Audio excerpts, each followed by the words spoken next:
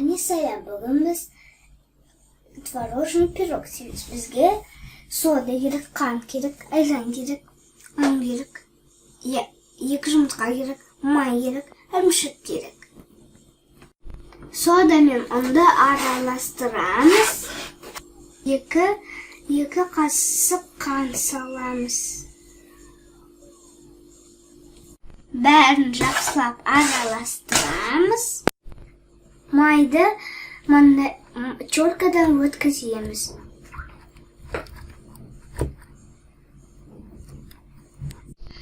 Маймен ұнды ұнтақтаймыз.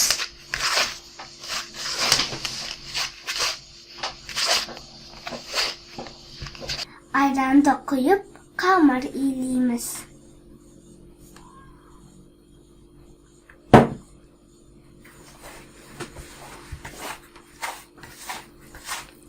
Осындай қамыр болады.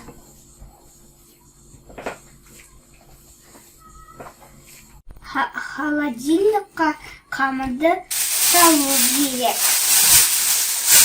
Ірімшікті ыдысқа саламыз.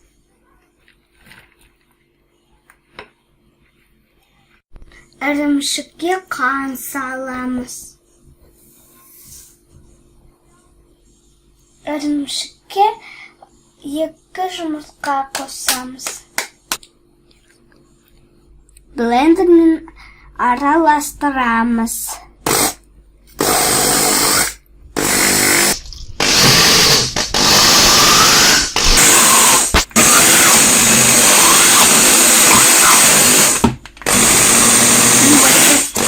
Начинка дайын.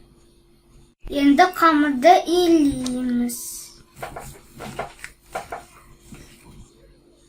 Осылай қамырды жаямыз.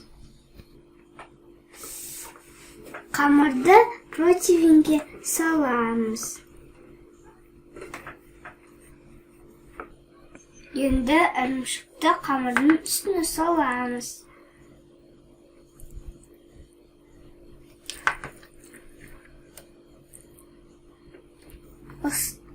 Осылай жаямыз.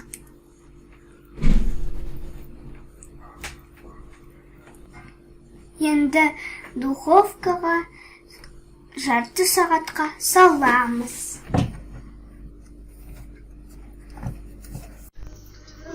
Міне осындай бізде пирогымыз дайын болды. Оның дәмін көрейік. Лайк қоюға ұмытпаңыздар.